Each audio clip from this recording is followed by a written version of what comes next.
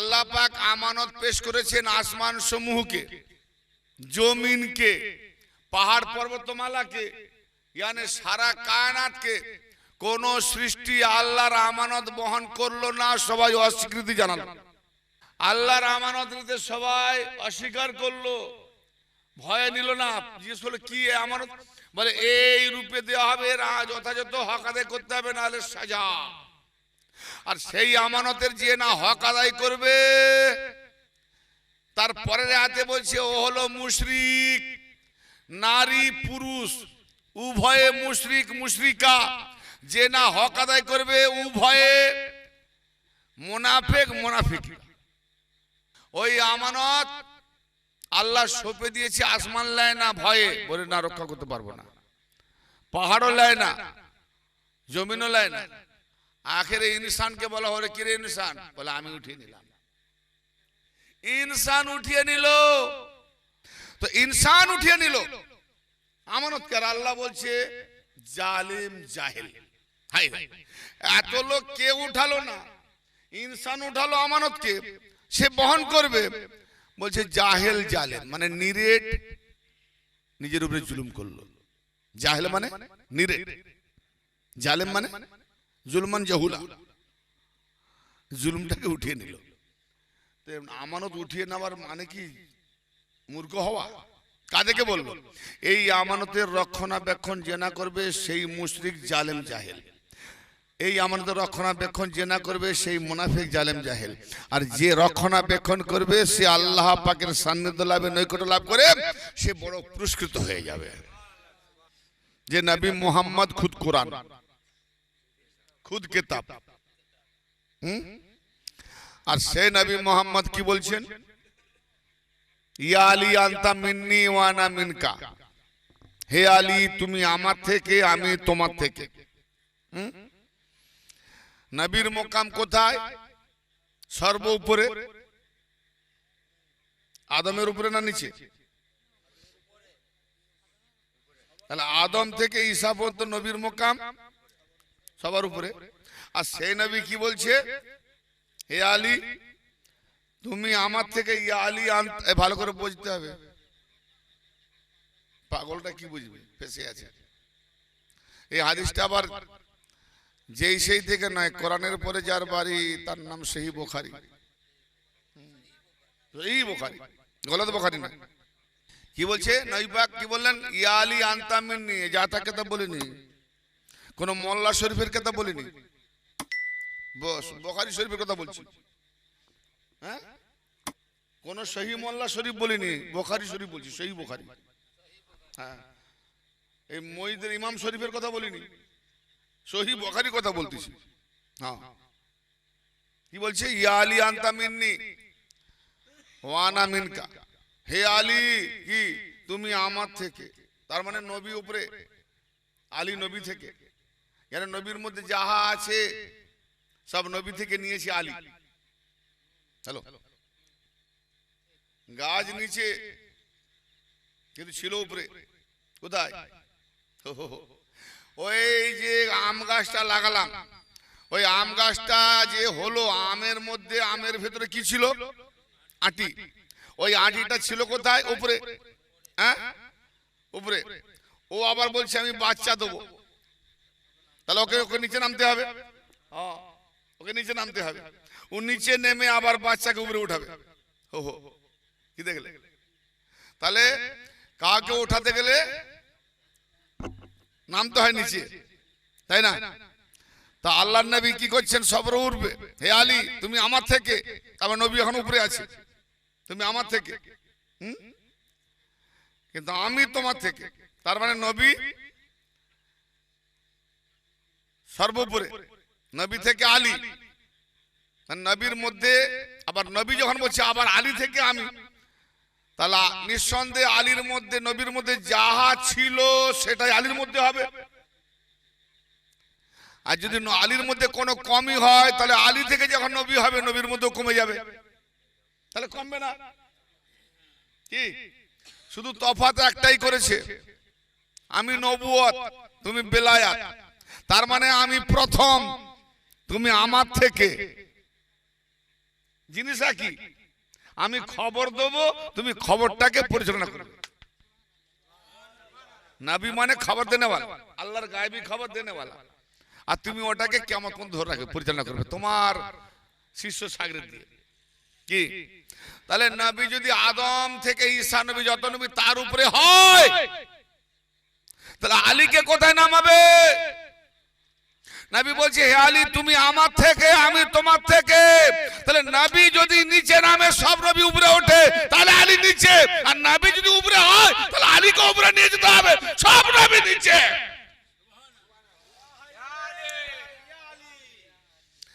আলী আলীকে চেনে না, খালি বলে আলী আলী। আলী না, আলী না হলে তুই হারামি প্রমাণ হবি। আলী যা বলা হবে তা হালালি প্রমাণ হবে। আমার নবী বলছে আলীর দ্বারাতে হালাল হারামের প্রমাণ, আলীর দ্বারাতে মোমেন মুনাফিকের প্রমাণ। আলী হলো কষ্টি পাথর। হ্যাঁ, যার আলী নাই তার জন্মের ঠিক নাই। আমি বলিনি, হাদিস বলছে, কোরআন বলছে। আমি বলি, আমি কেন বলতে যাবো? আমার কি দরকার বাপ? কেউ আমার পাকা ধারা মই দিয়েছে নাকি আমি তার সঙ্গে জাতি ঝগড়া করতে যাবো? তাহলে এখানে হাদিসটা কি বোঝা গেল? আলী কে নিজের মোকামে ওঠাতে গিয়ে নিজে নবীকে নামতে হয়েছে। নবীকে নেমে আলীর কে নবীর রূপী সেই যে আম থেকে আঁটি, সেই আঁটি আবার ওই আম দেখে ওই আমের মধ্যে এখানে আর আম নেই, জমিনের ভেতরে আম পাবে, আঁটি পাবে, হ্যাঁ মিলে গেছে। তাহলে ওই আমে চলে গেছে। তার মানে আলীতে তুমি নবী কায়নাত পাবে, ওই আমের ভেতরে আলী। তুমি আমার থেকে, আমি তোমার থেকে, ওই আম থেকে তুমি আবার আম গাছ পাবে, আম পাবে, সব পাবে। ওই আলী থেকে তুমি নবী পাবে। তাহলে কালমা জারি আছে আলীর মাধ্যমে। অতএব তারই কলমা পড়া হবে, সেই মুসলমান হবে যে আগে আলী পেয়েছে। মসজিদে যারা প্রথমে যায়,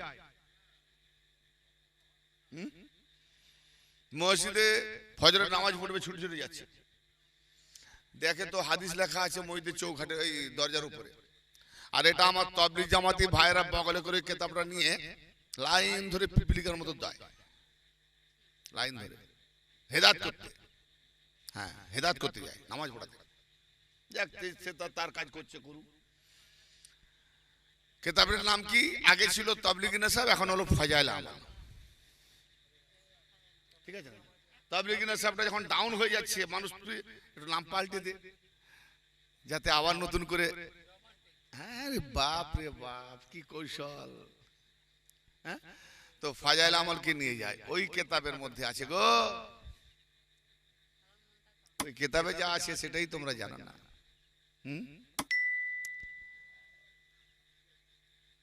ওই দোয়াটা মসজিদে লেখা আছে, আল্লাহুম্মা ফতাহলি। ওই কেতাবে আছে বলতে ওরা লেখেনি, মাওলানা জাকারিয়া লেখেনি, নবী পাকের হাদিসটা ওই কেতাবে উল্লেখ করে তুলে ধরেছে। এই তিরমিজি শরীফের হাদিস, দাউদ সুনান আবু দাউদ শরীফের হাদিস, ৭৬ মধ্যে ২-৩ কেতাবের মধ্যে পেয়েছি, আছে। তো ওটা ফাজাইল আমলে উল্লেখ করেছে। যেমন ফাজাইল আমলে কোরআন আছে, তাহলে ফাজাইল আমল কি কোরআন না? কোরআন থেকে নিয়েছে। তো হাদিসটাও হাদিস থেকে নিয়েছে, তো ওই কেতাবের মধ্যে আছে। লেখা আছে কি মসজিদের চৌখাটের উপরে দরজাতে, আল্লাহুম্মা ফতাহলি আবওয়াবা রাহমাতিকা। এটা বাংলা কি? আল্লাহকে মসজিদে ঢুকতে গিয়ে আগে বাম পা ঢুকাতে হবে, তাই না? আমি ভুল ভাল বলি, ঠিক করে দেবে। যেমন আগে বলেছি ৭২ ফিরকা জাহান্নামী, এই জান্নাতি আগে বলেছি। কেন বলেছি বলো তো ভাই? যত ফিরকা আছে, কোন ফিরকা আজ পর্যন্ত নিজেকে বলেছে আমি জাহান্নামী? যে যার ও ওকে কাফের বলতে পারে, নিজেকে বলে আমি জান্নাতি। আবার সে একে বলছে কাফের, গু গোবর চোরাচুরি করতেছে, সে তার নিজের দলকে বলছে আমরা জান্নাতি। তাহলে প্রত্যেক দলই নিজেকে নিজে গর্বিত আমরা জান্নাতি। যত ঝড় তুফান এসে পড়লো, আমাদের খাজা বাবার লাইনে তৈরি করলেন, এরা সব বেদাতি জাহান্নামী। যা, ওই জন্য বলি তোরা ৭২ জান্নাতে যা, আমরা না জাহান্নামে থাকি। আর নবী পাক বলছেন ৭২টা জাহান্নামে আর একটা মুক্তিকামী, জান্নাতি নয়, মুক্তিকামী। জান্নাত তো ছোট, জান্নাতে যাওয়া মানে হুরের লোভ লালসা চলে যাবে। আর হুরের যদি আরে ভাই যে জান্নাতে ওই গাছ খেতে গিয়ে যদি আবার জান্নাত থেকে বাবা আদমকে বেরোতে হয়, তার বেটা যদি আবার খায় আবার তো একেও বের করতে বেরোতে হবে। তার মানে ওখানে খাবার জায়গা নয়। ঠুকে মুছিস কেন, হুর হুর করছিস? ওখানে ওই গাছ খাওয়া, যেখানে ওই গাছ খেতে গেলে পৃথিবীতে আসতে হবে। তো দুনিয়ায় পড়ে থাক, আমরা খাবো না বাবা, অতএব জান্নাতে ঢুকবো না। কেন? বাবা আদম একটা ভুল করে যদি তাকে জান্নাত থেকে বেরোতে হয়, আমরা তার বেটা কত হাজার হাজার ভুল করতেছি, আমরা তো হাজারবার বেরোবো, তখন জান্নাতই নেবো না। আর দ্বিতীয় কথা হচ্ছে, যে জান্নাতে আমার আদি পিতা বাবা আমাকে ন্যাংটো করে বের করে দিয়েছে, অমর জান্নাত থু।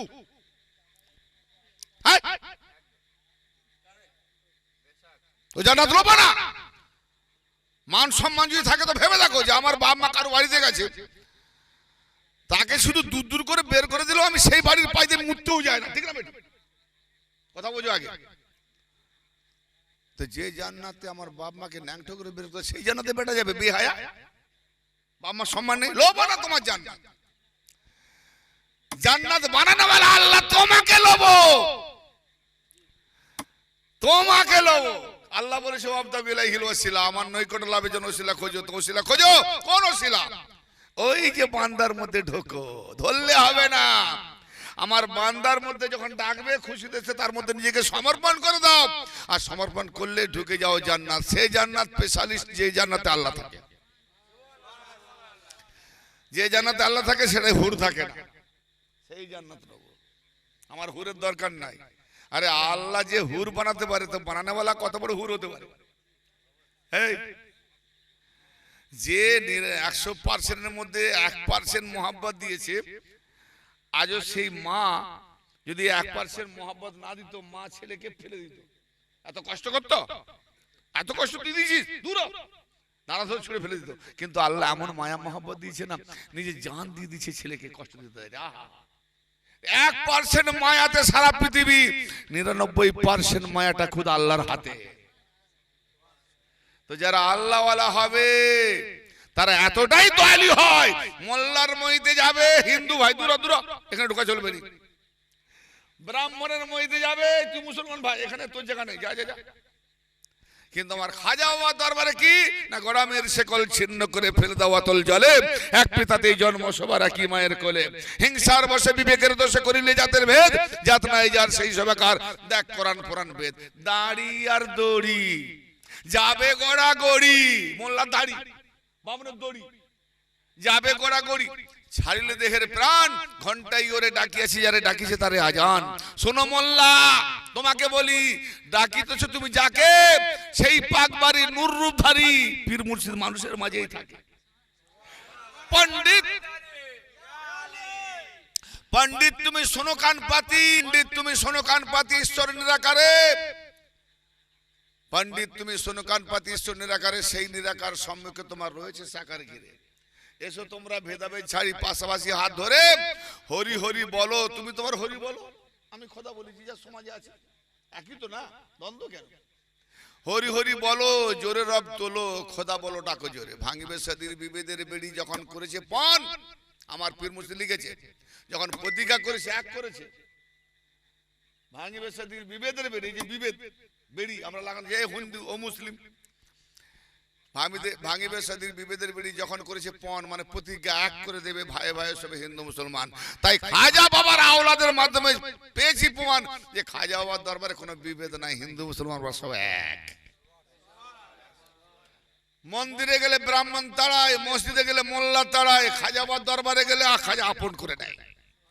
আর এ সুন্নত কোথাকার না, আমার সালনাকা ইল্লা রাহমাতুল্লাহ আলামিন। আমার নবী কোনো মুসলমানদের নাই, হিন্দুর নাই, তামাম জাতির নবী, তামাম জাতির রহমত, দয়াল দাতা নবী। দয়া করলে আল্লাহ খেতে দেয়। কি জি? আগে খাওয়া না আগে দয়া?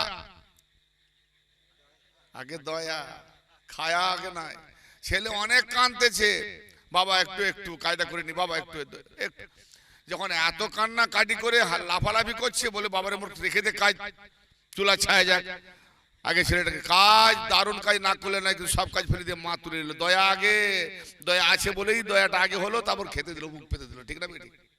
হ্যাঁ, তো নবী বুক পেতে দেয়, খা, আয় আমার কোলে, রহমতের কোলে, তবে আল্লাহ খাওয়ায়। তো আগে দয়া নিতে হবে। মোল্লা আল্লাহ নয়, আল্লাহ জালালি, নবী জালালি নয়, নবী জামালি। জামালি মানে ঠান্ডা, জালালি মানে গরম। তোমার এত জালালি রাখে গো। আরে আমার জালালি হতে পারে, আমার নবী তো জামালি। তো আমরা আলীওয়ালা, দেখেছো কোন মকামে আছি। তাহলে এবারে বোঝো, যদি আমার নবী সমস্ত নবীর উপরে হয়, আর আলী থেকে যখন নবী বলছে যে আলী তুমি আমার থেকে, আমি তোমার থেকে, কি আলীকে জন্য নবীকে নিচে নামতে হবে না আলীকে উপরে উঠাবে? তাহলে আলী জন্য নবী নিচে নামবে না, তো ছোট হয়ে যাবে, আলীকে উপরে উঠাবে, আলী নবীর মোকামে উঠাবে। তবে আলী আর নবী সব নবীর উপরে, আর আলী মাননেওয়ালারা নিচে থাকবে নাকি? এই জন্য সব নবীর উম্মত দেখবে ফেল ফেল, আর আমার মোহাম্মদী নবীর উম্মত আলীর বদলতে আগে যাবে সুপারিশ। মোল্লারা বলেন সব থেকে প্রথম নবীর উম্মতরা জান্নাতে ঢুকবে। কেন ঢুকবে বলো তো? আলীর জন্য। হ্যাঁ, আলীর জন্য। কিন্তু বোঝে না। আমি বলি কিরকম হলো, তারা আগে এলো। তবে হ্যাঁ, সে জামানার নবীরা বা উম্মতরা যারা আলীর প্রেমে, আলীর নাম তো পেয়েছে না, সেই নামের প্রেমে যারা পাগল, তারাও নবী মোহাম্মদের উম্মত হয়ে যায়। আরে সব নবী যদি আমার নবীর উম্মত, তাদের নবীর উম্মত থেকে আমার নবীর উম্মত হবে না? হিসাবে তো একই পড়ে যাচ্ছে। তাহলে আমরা সেই আলীওয়ালা, আর সেই আলীর সামনে আমি আপনাদের সামনে মন কাবাত করলাম। কতটা বুঝলেন না বুঝলেন জানি না, সমস্ত কোরআন হাদিসের আলোকে দেওয়া হয়েছে। তা এখন বোঝা গেল ওসিলাটা, যেটা আমি বলে রেখে দিয়েছিলাম, ওসিলা বোঝা গেল যে আল্লাহর নবী মুহাম্মদ ওসিলা হলেও ওসিলা নয়। যদি হতেন তাহলে খুঁজতে বলতো না। খুঁজতে বলেছে কেন? নবীকে দেখছি আবার খুঁজতে বলছে, তার মানে ওসিলা আল্লাহর নিকটে যেতে গেলে আল্লাহ যেমন গোপনে থাকে, তদ্রূপ মুহাম্মদের ভেতরে ঢুকে যাও। অতএব নিজেকে কি বডি ঢুকাবে না, নিজের নফস, নিজের ইচ্ছায়। ভাই মুরিদ কি হয়? পীরের কাছে দেহ, নফস, রূহ তিনটে। মুরিদ কি হয়? নফস। নফস কার বানানো? নফস তো মুরিদ হয়। কিন্তু ঠিকই, নফসটা কার বানানো? আল্লাহ বানিয়েছে না? তাহলে আল্লাহর মাল তুমি কাকে দেবে? পীরকে? এত বড় হিম্মত কি করে হয়? দেহ বানিয়েছে কে? আল্লাহ। তো দেহটা কি দেবে নাকি পীরকে? রূহ বানিয়েছে কে? আল্লাহ। তা রূহ তো আল্লাহর মাল, তুমি পরের মাল নিয়ে দেবে? ও বাবা, নিজের দাও না। আল্লাহর দেওয়া মাল পীরকে দিতে পারবে না। আল্লাহর দেওয়া নফস পীরকে দিতে পারবে না। আল্লাহর দেওয়া রূহ পীরকে দিতে পারবে না।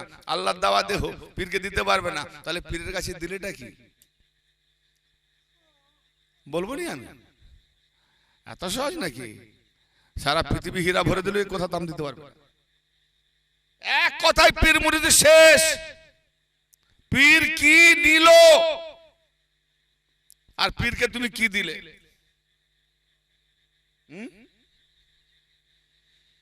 সেইটা যতক্ষণ পর্যন্ত না দিতে পেরেছো, মুরিদ তো আছো বাইরে, খাঁটি মুরিদ হতে পারো না। পীরকে তুমি কি দিয়েছো? ও তো বাজিকে আমি তো হাত দিয়েছি, হাত তো বিবিকেও দিই, হাত তো খদ্দেরকেও দিই, হাত তো নেতার সঙ্গে হ্যান্ডসাপ করি, কিন্তু বাজি। কিন্তু দেওয়ার মতো যে দিতে হয় পীরকে, সেটা কি? সাজদা। হুকুম তো আল্লাহর জন্য সাজদা, আমার জন্য, পীরের জন্য, মুর্শিদ না। সাজদা তো আল্লাহর জন্য। সাজদা তুমি যাকেই করো আল্লাহর জন্যই করতে হবে। চাই পাথরে মাথা ঠোকো, চাই কাবাতে গিয়ে ঠোকো, সুইতে হবে আল্লাহর জন্য। কাউকে একটা অশ্লীলা করে। কিন্তু এত সুন্দর নয়, এত সহজে জেনে নেবে পীরকে তুমি কি দিয়েছো। যাক, এটা আমি মনে রেখে দাও। যার ইচ্ছা থাকবে 26 তারিখে আসরের পর জিজ্ঞেস করে নেবে, অর্থাৎ বাংলার 11 তারিখ চৈত্র। দেখি কার মনে থাকবে যে বাবা পীরকে আমরা যে দেবো, যে কি দিয়েছি, রূহ তো আল্লাহর, নফস আল্লাহর, দেহ আল্লাহর, তা আমরা তো আল্লাহর মাল দিতে পারি না। পীরকে আমরা কি জিনিসটা দিয়েছি, সে তো দিয়ে তো ফেলেছি, কিন্তু এখন জানিনি কি দিয়েছি। আর আপনি বা আমাদের কি কিনেছেন? আমি কিনলাম কি? আমি তো কিনে নিয়েছি, খদ্দের জানে না। এই খদ্দের নিয়ে নিছে, বিক্রেতা জানে না কি নিলাম। তুমি বিক্রি করলে, মসজিদ কিনলো, কিননেওয়ালা বড় চালাক। বিকনেওয়ালা দেখছে কাঁচের টুকরো, কিননেওয়ালা দেখছে হীরার টুকরো। হ্যাঁ, তো যেদিন তুমি জেনে যাবে হীরার টুকরো বিক্রি করেছি, সেদিন তুমি ভাববে যে হ্যাঁ, বাস্তবে তোমার রুহ, নাফস, দেহ সবই একটা কাঁচের টুকরো মনে হবে, মূল জিনিসটা হীরার টুকরোটাই দিয়েছো। জানোনি বলেই মনে করছো এখন তুমি কাঁচের টুকরোই আছো। আচ্ছা ঠিক আছে, সেদিন বলবে কি। আর আমানত কোনটা? আল্লাহ পাক বলছে আসমান জমিন সব জায়গায়, সবকে, আসমান জমিন পাহাড় পর্বত, আল্লাহ পাক ইন্না রাদাল আমানাতা, আল্লাহ পাক আমানত পেশ করেছিল। আল্লাহ পাক আমানত কাকে? আসমান সমূহকে। সূরা আল আহজাবের শেষের দিকে 2 আয়াত, 33 নম্বর সূরা আল আহজাব। কোরআন নিয়ে এসো, দেখে নাও। আল্লাহ পাক আমানত পেশ করেছেন আসমান সমূহকে, জমিনকে, পাহাড় পর্বতমালাকে, ইয়ানি সারা কায়নাতকে। কোন সৃষ্টি আল্লাহর আমানত বহন করলো না, সবাই অস্বীকৃতি জানালো। কি আমানত? আল্লাহর আমানত নিতে কি অস্বীকার করবে? হ্যাঁ, আল্লাহর আমানত নিতে সবাই অস্বীকার করলো, ভয় নিল না। জিজ্ঞেস করলো কি আমানত? বলে এই রূপে দেওয়া হবে, যথাযথ হক আদায় করতে হবে, নাহলে সাজা। আর সেই আমানতের যে না হক আদায় করবে, তারপরের আয়াতে বলছে ও হলো মুশরিক। নারী পুরুষ উভয়ে মুশরিক মুশরিকা, যে না হক আদায় করবে উভয়ে মুনাফিক মুনাফিক।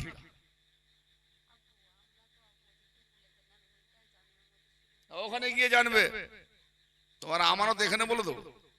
বাবারে কত ওজন, তুমি আমানত নিয়ে চলছো, বুঝতে পারো না, দেখিয়ে দেবো। ওই আমানত আল্লাহ সঁপে দিয়েছে, আসমান লেয় না ভয়ে, বলে না রক্ষা করতে পারবো না, পাহাড়ও লেয় না, জমিনও লেয় না। আখেরে ইনসানকে বলা হলে কি রে ইনসান? বলে আমি উঠিয়ে নিলাম। ইনসান উঠিয়ে নিল। আচ্ছা বলো তো, বড় একটা বজা আমানত, এই তুই নিবি না, আমার দ্বারা হবে, এবার তুই নিবি না, সবকে যে বলে কেউ নেবে না। একজন এসে দুর্বল এসে বলছে সে সব থেকে দুর্বল, পৃথিবীর সৃষ্টির মধ্যে সব থেকে শ্রেষ্ঠ যেমন ইনসান, দুর্বল ইনসান। কেন দুর্বল হতো? একটু যদি বিপদ আপদের আঁচ লাগে হাই হুতা শুরু করতে, ঠিক না বেটি? কি একের পর এক ছেলে পুলে বউ বেটি রোজি রোজগার, যদি বিপদ একের পর এক লাগে, হাই আমার কি হবে, হাই হুতা শুরু করতে না। তাহলে ইনসান কত দুর্বল। আবার যখনই সুখ দেয় না, তখন তাকে ভুলে যায় যে আমি কামাচ্ছি। ইনসান ভাবো একবার, বিপদে কি করে, হাই হতাশ, কি হবে কি হবে, দুর্বল। দুর্বল মনা চিত্তে ইনসানকে বানানো হয়েছে। তো ইনসান উঠিয়ে নিল আমানতকে। আল্লাহ বলছে জালিম জাহেল। হাই এত লোক কে উঠালো না, ইনসান উঠালো আমানতকে, সে বহন করবে। বলছে জাহেল জালেম, মানে নিরেট, নিজের উপরে জুলুম করলো। জাহেল মানে নিরেট, জালেম মানে জুলমান জাহুলা, জুলুমটাকে উঠিয়ে নিল। আমানত উঠিয়ে নেওয়ার মানে কি মূর্খ হওয়া? কাদেরকে বললো? এই আমানতের রক্ষণাবেক্ষণ যে না করবে সেই মুশরিক জালেম জাহেল, এই আমানতের রক্ষণাবেক্ষণ যে না করবে সেই মুনাফিক জালেম জাহেল। আর যে রক্ষণাবেক্ষণ করবে সে আল্লাহ পাকের সান্নিধ্য লাভে, নৈকট্য লাভ করে সে বড় পুরস্কৃত হয়ে যাবে। কি আমানত সেটা? কি আমানত সেটা? আমানত। তাহলে মুশরিক কাকে বলে? মুশরিক বোঝা গেল কাকে বলে?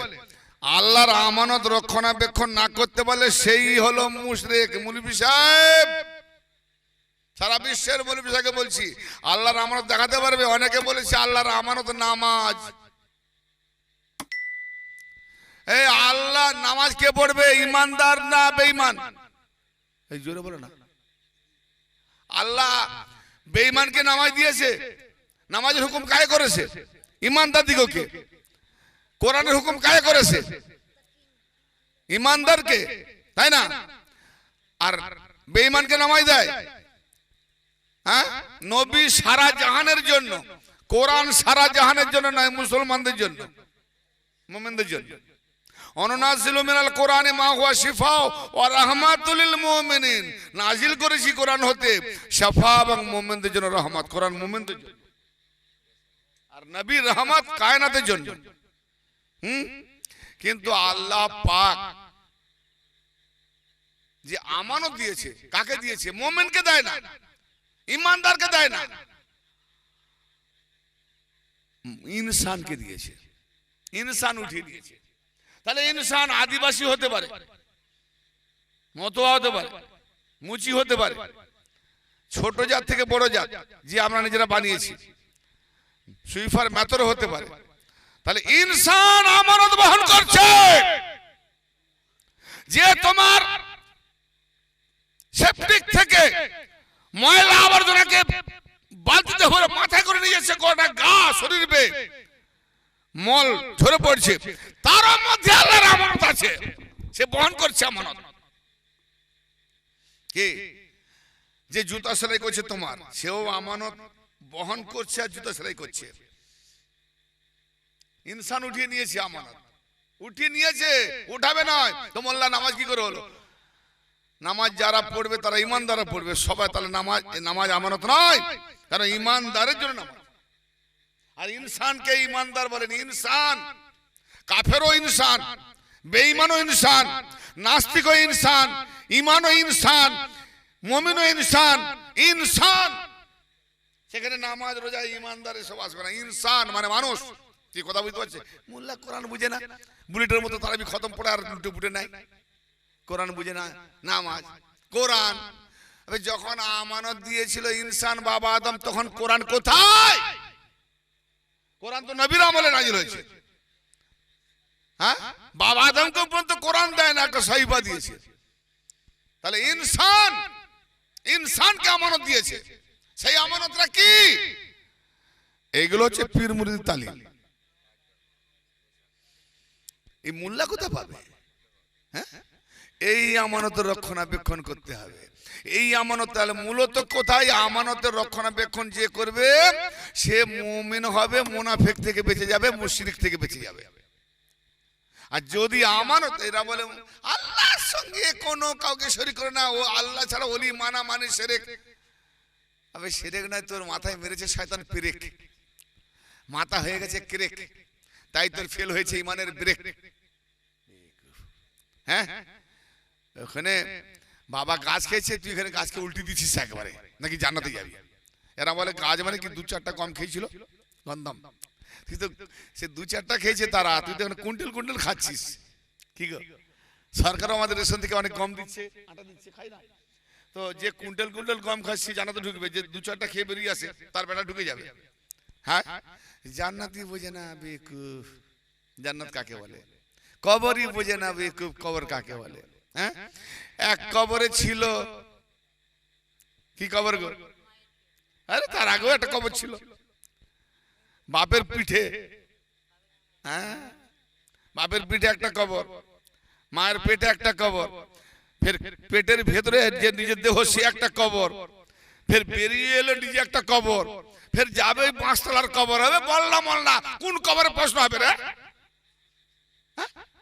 কোন কবরে প্রশ্ন করবে? সারা জীবন 4টা কবরে প্রশ্ন করলো নি, ওই মরার কবরে ওই মনকে নাকি সে গর্জ মারবে। আমি জীবনে বেঁচে তাহলে একটা গর্জ মারলে শুধরে যেত, সেখানে 70টা গর্জ মারবে।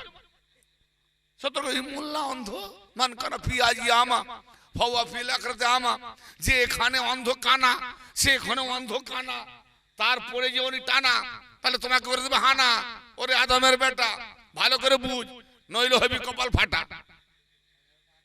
বেকুব, এই বন্ধ করার সময় হয়ে গেল, 11:38 হয়ে গেছে। কি আমানত বলে কাকে? আমানত ইনসান উঠিয়ে নিয়েছে, ইনসান। তার মানে মোল্লা ভেবে নাও আমানতের মূল্য কত। যে যে ইনসান, যে পর্যায়ের ইনসান, তার কাছে আমানত। আচ্ছা, একটা উদাহরণ দিয়ে দিই, বোঝো না বোঝো আলাদা কথা। আল্লাহ লাশ হয়ে কিনা শরীক, তুমি কোরআন পাঠিয়ে দেবে নাকি? আমি বলবো এনে নেবে? ওয়াহাদাহু লা শারীক, তিনি এক, তার কোনো শরীক নাই। তার মানে আল্লাহর মতো দ্বিতীয় আল্লাহ নাই, তাই না? লা শরীক, তার কোনো শরীক নাই। আল্লাহ কি সূরাতে? ইন্নাল্লাহ খালাকা আলা আদমা সূরাতিহি, যার পরে কোরআনের পরে যার বাড়ি তার নাম সহিহ বুখারী। শুধু বুখারী বলে যায়, বুখারী বুখারী বলে বলে তার বুখার করে দেবে। ইন্নাল্লাহ খালাকা আলা আদমা সূরাতিহি, আল্লাহর নবী তার জবানে আল্লাহ পাক বলছেন নিঃসন্দেহে আল্লাহ আমি আমার নিজের সূরাতে আদমকে বানিয়েছি। তাহলে যত আদম দেখি সবই তো আল্লাহর সূরাত। হ্যালো, সবাই আল্লাহর সূরাত। তাহলে এত আল্লাহ নাকি? আল্লাহ বলছে আমার শরীক নাই, লা শরীক। তো যত সূরত তত আল্লাহ, যত কল্লা তত আল্লাহ। সাংঘাতিক ব্যাপার। এই জন্য আল্লাহ কোরআনে দিয়ে আল্লাহ তো নিজে খুলে বলতে পারতো। আল্লাহ কি বলছে? যে আমার কোরআন সেই ব্যক্তি বুঝবে যার মধ্যে বিবেক আকেল আছে। বিবেক বুদ্ধিমানরাই কোরআন বুঝতে পারবে, নাহলে যত বড় ডিগধারী মোল্লা হোক সে কোরআনের আলিফও বুঝতে পারবে না। বিবেকবানদের জন্য কোরআন, সকলের জন্য কোরআন নয়। তা আমি বিবেকবান, বিবেক লাগিয়ে শুনতে বলছি। ভালো করে অঙ্ক কষে এক জায়গায় আনতে পারলে পেয়ে যাবে আমানত, কিন্তু ডাইরেক্ট বলবো না, আমানত নিয়ে নাও। এই আমানতটা কি? আচ্ছা আগে বললাম কি আল্লাহ লা শরীক। তাহলে আল্লাহ কিসে লা শরীক? না নিজের সুরতে। তাহলে নেগেটিভে আল্লাহর কোনো সুরত বোঝা যায় না। যেমন আগেকার যুগে ফটো উঠাতাম না, ফটো কি দেখাতো? একটা নেগেটিভ ছবি, কার মুখ চেনা যেত না। কিন্তু যখন ওটাকে পজিটিভ করে ধুয়ে বের করতো, 1000 কপি বের করো, নেগেটিভ একটা, পজিটিভ একই রকম আসবে, 1000 কপি বের করো। নেগেটিভ চেনা যায় না, পজিটিভে চেনা যাচ্ছে। তো আল্লাহ নেগেটিভে, কিন্তু পজিটিভ কোথা দেখবে না? পীরের মাধ্যমে পজিটিভ নিজেকে চিনতে হবে। এই জন্য পীরকে দর্পণ আয়না বলা হয়, ঠিক আছে না? তো আল্লাহ নিজের সুরতে আদমকে বানিয়েছে। তাহলে আদম আর আদমের বেটা সবই তো কি? আদমের পা আগের দিকে, আমাদের পা পিছন দিকে নাকি? আদমের মুখ আগের দিকে, আমাদের মুখ পিছন দিকে নাকি? তাহলে আদম কালো হোক ফর্সা হোক, তার বেটারা কেউ কালো ফর্সা। এই হাদিসে লেখা আছে আদম নাকি 60 গজ লম্বা ছিল। কত গজ? খামখেয়ালি জায়গা নেই, 60 গজ। এই 7 গজ যদি লম্বা থাকে, 60 গজ মানে বোঝো, শোনো চুপ করে। 60 গজ কাকে বলে? 1 গজ ক হাত? 2 হাত। তাহলে 60 গজ মানে 120 হাত। 120 হাত গজ লম্বা। তাহলে হাওয়ার গজ কত? হাওয়া সে কত? আমি একটা লজিক দিচ্ছি, ভালো করে বোঝো। মোল্লাদেরকে বলছি কান খুলে শোন। তাহলে হাওয়ার গজ নিশ্চয়ই 120 যদি হয়, অন্তত যদি 20ও কমে যায় 100, তাই না? আচ্ছা বলো, তাহলে আদমে যে জান্নাতে যাবে তার লম্বাই 60 গজ, যে 120 হাত কমে যাবে না ছোট হবে না ওইরকম থাকবে? যদি জান্নাতে কমে যায় তাহলে জান্নাত কমজোর, বরং জান্নাতে আরো বাড়বে, কমবে না। আমি এখানে 1 করলে জান্নাত 10 দেবে। তাহলে আমি নাও যদি বাড়ে, তাহলে 120 হাত মানে 60 গজ লম্বা বাবা আদম। তাহলে তার বাবা আদমকে তো হুর দেবে না, মোল্লাদের ভাষায় বলছি, আমার ভাষায় নয়। বাবাদেরকে হুর দেবে না? তাহলে হুরেদের সাইজ কতটা হবে? কি হুরেদের সাইজ বাবা আদম থেকে 60 গজের জায়গায় 55 গজ। তাহলে মেয়েরা একটু ছোট না হলে হয় না? আল্লাহ সিস্টেম তাই। সবাই চাই মেয়ে আমার এই পর্যন্ত হোক, বা সমান হোক, লম্বা না হয় বেখাপা হয়ে যাবে, তাই না? তাহলে আদমের মতো বা আদম থেকে একটু ছোট হুর হবে। তার মানে 60 গজের জায়গায় আমি ধরে নিলাম 50 গজ। 50 গজ আল্লাহ হুর বানাবে। তাহলে হুরেদের সাইজটা একই রকম হবে না। আল্লাহ বলছে আমার নিয়ম নীতির কোনো পরিবর্তন নাই। তাহলে জান্নাতে আদম গেলে তার বরাবর হুর বানাবে, তার মতো। তাহলে হুর যখন বানাবে, তাহলে আমরা আদমের বেটা, হুর তো সব এক সাইজের হবে।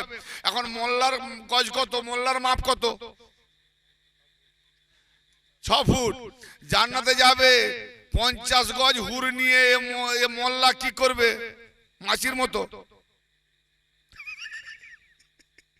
মোল্লা ওই 50 গজ মানে 100 হাতের লম্বা হুরকে নিয়ে তুমি কি করবে? তুমি তো তার উপরে গেলে মাছি মনে হবে। আকল আছে? 60 গজ বানিয়েছে ভাই। বাস্তবে এরা এতটা মাতাল যে এদের হুরের নেশায় মাতলামি কাটেনি। মদের নেশা মাতলামি করে, ঘুমিয়ে গেলে 2 ঘন্টা পরে নেশা কেটে যায়। এই মোল্লাদের হুরের মাতাল এমন, এই মাতলামি কাটেনি। কি বুঝবে? হুঁশ নাই, হুঁশ আসেনি, তার মাতলামি যখন কাটেনি সে কি ভাববে? ব্রেন আছে? আফসোস। বাবা আদম 60 গজ, তার মানে আল্লাহর 60 গজের লম্বা সুরত বানিয়েছে। আরে বাবা, মাটি হিসাবে, আবহাওয়া হিসাবে, ওয়েদার হিসাবে, মৌসুম হিসাবে, তাসির হিসাবে খুব বেশি 1-1.5 হাত 2 হাত লম্বা ছোট বড় রিয়ার, মানে স্বাভাবিক কত 6 ইঞ্চি 1 ফুট, এর বেশি তো লম্বা ছোট বড় হয় না। কালো ফর্সা শ্যাম, এই যে কালার, ওয়েদার মৌসুম সব। এই জন্য আল্লাহ বলছে গোত্র জাতি আমি সৃষ্টি করেছি, তোমরা কে একে অপরের দ্বারা পরস্পরকে নিজের পরিচয় লাভ করো। এই পরিচয় লাভ করো নিজের, আমার পরিচয় জানার জন্য মানুষের সঙ্গে মিশতে হবে। তাহলে কোন মানুষের মধ্যে কি আছে, সব মানুষের সঙ্গে নিজের পরিচয় লাভ করতে হবে। আমি কে, তুমি কে। কোরআন পাকে সূরা হুজরাতে বলছে, অনেক আয়াত আছে মনে, সময় চলে যাবে। তা এখন মূল কথা হচ্ছে আল্লাহ নিজের সূরাতে আদমকে বানিয়েছে। তাহলে আদমের সূরাত, আল্লাহর সূরাত। তাহলে এই যে কোটি কোটি সূরাত, আল্লাহর সূরাত। কিন্তু আল্লাহ এক না বহু? দেখছি কত বহু, তবু বহু দেখলে এক। এবার দেখে নাও, লাখো করোড়ো মানুষের সঙ্গে তুমি একটা মানুষের সঙ্গে আরেকটা মানুষের সূরত মিলিয়ে দাও, মিলবে? তাহলে করোড়ো মানুষের মধ্যে, কোটি মানুষের মধ্যে কারোর সঙ্গে কারো সূরত মিলাতে পারবে না। ওয়াহদাহু লা শারীক হলো। যতই সূরত থাক নিজে নিজের জায়গায় ওয়াহদাহু লা শারীক, তিনি এক, তার কোনো শরীক নাই। কোন মানুষের সঙ্গে কোনো সূরতের শরীক নাই। কি বুঝতে পারলে? স্বর, আওয়াজ। রাত্রি 2টোর সময় রাখছে কলিমুল, চিনতে না পারলে কে ভাই? আমি থানা থেকে সিমে যাবো বলছি, বেরিয়ে এসো। ও স্যার, কি রে, তাই নাকি? সত্যি কি? আর যদি পরিচিত লোক ডাকে, শরীফুল, কে? মফিজুল, বলে হ্যাঁ রে, কি রে, আয় আয়, মনে করে একটা লোকজন এসছে, হঠাৎ বিয়ে শাদী হবে, একটু সে হেল্প করতে পারে। তাহলে না দেখে বাড়ির ভেতর থেকে চিনে নিল, তার মানে কি?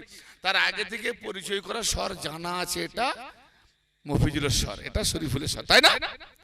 তাহলে তার স্বর জানা আছে, চিনে নিল। যার স্বর জানা নাই, তো অতএব আমরা যখন এখানে জেনে নেব, সেখানে চিনে নেব, না জানবো তো চিনব না।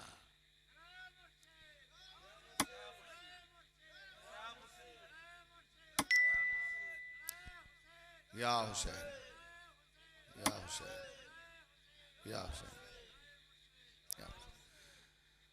এ হলো আমানত ধারা চলছে। আচ্ছা, এবারে ভালো করে বোঝেন, 500 গরুর ভেতরে আমার বাড়ির একটা চাষের গরু আছে, দড়ি খুলে তার ভেজালে ঢুকিয়ে দিলাম। কিছুক্ষণ ঘুরে এসে দেখবো 500 গরুর ভেতরে কোন গরুটা আমার চিনতে পারবো? পারবো? আমার গরুকে চিনতে পারবো কি করে? তো এরকম গরু তারও থাকতে পারে। গরু তো চেহারা, মানুষের যেমন সুরাত, একের সুরত আর সুরত মিলে না। যদি তোমার গরুর সঙ্গে আর 2-4টা গরু একই রকম হয়ে যায়, কি করে চিনবে? না না, গরু তোমায় চিনতে পারবে, তোমাকে গরু চিনতে পারবে, তুমি চিনতে পারবে না। কি গরু তোমাকে দেখে তখন বলে, কিন্তু গরু যদি না তোমাকে দেখে, তোমার গরু একই রকম, 500 গরুর ভেতর তোমার গরু, 2-4টা বলিনি, 500 গরুর ভেতরে শুধু তোমার গরু কি একরকম নাকি? গরুর কোন সুরত একটু লাই দেখে, রং দেখে চেনা যায় এদিক ওদিক, কিন্তু 500 গরু একই রকম গরু, একই রকম কান, একই রকম মুখ, একই রকম মাথা, চিনবে কি করে? তাহলে গরুতে লা শরীক নেই, সব শরীক। কুকুরে কুকুরে শরীক, ছাগলে ছাগলে শরীক।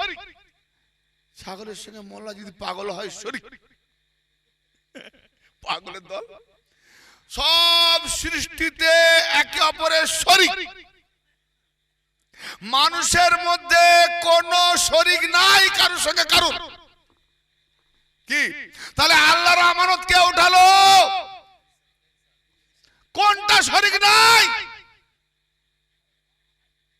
বুঝতে পারেন? এরপরে বলবো। হ্যালো, তাহলে এই আমানত যেখানে সেখানে ঠুকে দিও না। যেখানে আল্লাহর সুরাতে মুর্শিদ দেখো সেখানে আমানত ঠকো। আর যদি না ঠকেছ তো মুনাফিক কুত্তা জাহান্নামে যাও। মুশরিক, কারণ তুমি না দেখে যেখানে সেখানে ঠুকছো। ঠুকতে হলে আল্লাহর সুরত দেখে ঠোকো। এই জন্য আল্লাহর করো সাজদা ফুলের মতো, তুলার মতো, সিগারেটের ধোঁয়ার মতো উড়ে চলে যাবে। একটাই সাজদা এত ভারী যেটা আদমের সাজদা, সব আল্লাহর সাজদা উড়ে চলে গেল। লাগাও তোমার সাজদা আল্লাহর সাজদার সঙ্গে আদমের সাজদা টক্কর লাগাও, কে জিতবে?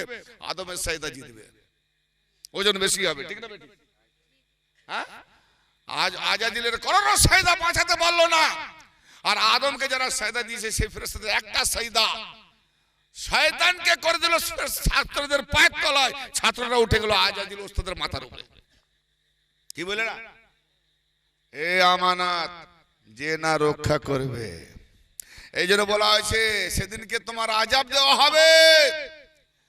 তুমি তোমার সেই জাহান্নামের আযাব থেকে তোমার মুখ দিয়ে, তুমি কি সেই জাহান্নামের আযাবকে তোমার মুখের দ্বারাই বাঁচাতে পারবে? এই আযাব হলে, মারলে, পিটলে আমরা কি দিয়ে রক্ষা করি? হাত দিয়ে, তাই না? মারপিট করলে পা দিয়ে, হাত দিয়ে। যতটা পাই পায়ে রক্ষা করি, যতটা পারি হাতে রক্ষা করি। কেউ কোনদিন লাঠি ঝাঁটা মারলে মুখ দিয়ে রক্ষা করি? হ্যাঁ, হাত দিয়ে রক্ষা করি না? আর কোরআন কি বলছে? সেদিনকার আযাবকে তুমি কি মুখ দিয়ে রক্ষা করতে পারবে? কি বুঝালো? মুখ দিয়ে, আরে কোরআনে ভুরি ভুরি দলিল আছে। মুখ দিয়ে রক্ষা, ওই মুখ দিয়ে কি আযাব রক্ষা করবে? মুখের দ্বারা। তার মানে তোমাকে যে মানুষ ছিলে, তুমি আমানত রক্ষা করো না। যেখানে আমানত সপার, যেখানে আমানত দেওয়ার, সেখানে তুমি সমর্পণ করো না। কি করা হবে? শুয়ারের চেহারা করা হবে। ওই শুয়ারের যে চেহারা, ওটা আযাব। তো ওই চেহারাটা, মানুষের চেহারাটা কি ওদের শুয়ারের চেহারা থেকে বাঁচাতে পারবে? তোমার মানুষ ছেলে শুয়ার হয়ে যাবে। কি বলে? এরপর আর খুলে বলবো কোথায়? কেউ বলেছে কিনা আমি জানি না। মানুষের জন্য তোমার চেহারা দিয়ে সেদিন আযাব ঠেকিয়ে দেবে। তোমার চেহারা দিয়ে আযাব ঠেকাতে পারবে না। কারণ তুমি যেমন কর্মটি করছো ওই রকম তোমার কর্মবিধান সুরত বানানো হচ্ছে। এটার নাম আমলনামা কিতাব। পড়ে নাও তোমার কিতাব। যে জীবনে কোনোদিন অ পড়েনি, এবিসিডি পড়েনি, সে কি করে তার কিতাব পড়বে? তার মানে তুমি জীবনে যে কর্মটা করেছো, মরণকালে দেখে নেবে চিত্রটা। আমি এই কর্ম করেছি, এই কর্ম দ্বারা আমার আঙ্গুল হচ্ছে, পা হচ্ছে, হাত হচ্ছে না। কি হলো? খারাপ কর্মের ফলে শুয়ার হলে, ভালো কর্মের ফলে তুমি যাচ্ছ কোথায়? হয় শুয়ার হয়ে আসো, চাহে তুমি বড় উন্নত মানের মানুষ হয়ে আসো। কবরের সওয়াল জবাব, এবার হাসরের মাঠ। ওই যে নেশবারে কোথায়? হয় হেসে মরো, না হলে কেঁদে মরো। কি বুঝতে পারলে? না না না, এত খুলে বলছি বলে সব ঝুমে যাচ্ছে, বুঝতে পারো না? মাথা খারাপ হচ্ছে না? কোথাও নেই। কোথায় স্বর্গ, কোথায় নরক, কে বলে তা বহুদূর। মানুষের মাঝেই স্বর্গ নরক, মানুষেতেই সুরাসুর। আর সেটাই তো ফজলুল করিম উপর বাংলার তিনি লিখেছিলেন। আজকে ওটা তো পড়ে উঠিয়ে দিয়েছে, সিলেবাসে আমরা পড়েছি। কে পড়েছো? এই পড়নি কি রে বাবা? তার কবে আগে উঠিয়ে দিয়েছে? আমরা পড়েছি 2 ক্লাসে পড়েছি, সাবজেক্ট ছিল। এই কবিতা লিখেছি, 10 নম্বর পেয়েছি। আমি এই কবিতা খুব ভালোবাসতাম। তা আমি কোরআনের সঙ্গে মিলিয়ে দেখলাম কোথায় কোথায় স্বর্গ, কোথায় নরক, কে বলে তা বহুদূর। মানুষের মাঝে স্বর্গ নরক, মানুষের সুরাসুর। ইয়া আইয়াতুহান নাফসুল মুতমাইন্না তুরজিলা রাব্বিকা রাদিয়াতাম মারদিয়া ফাদখুলি ফি ইবাদি ওয়াদখুলি জান্নাতি। হে নফসে মুতমাইন্না, তুমি তোমার রবের মর্জিতে তুমি রাজি হয়ে এসো, আর তোমার আমার বান্দাদের মধ্যে প্রবেশ করো, জান্নাতে ঢুকে যাও। তাহলে কোথায় স্বর্গ? এখানে ডেকেছে, বান্দাদের মধ্যে ঢুকতে বলেছে। তাহলে আমার স্বর্গ নরক কোথায়? যদি পীরের ডাকে আসি তো স্বর্গ ঢোকো, না আসি তো নরক। হ্যাঁ, মর।